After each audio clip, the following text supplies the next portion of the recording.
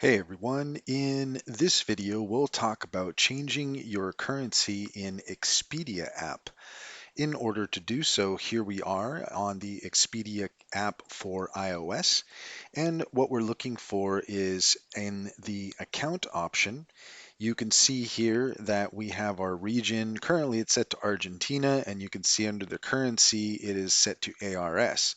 If we want to change the currency, we need to change the region. So here we are, and we'll go ahead and select Canada. I'm going to hit save here. We're going to go back into settings, and now you can see that by changing the region to Canada, this has changed the currency as well. So you can pretty much do the same thing depending on what your currency preference is. Just make sure that you change the region, and that's all there is to it. If you found this video helpful, please leave a comment and like and subscribe for more helpful tips.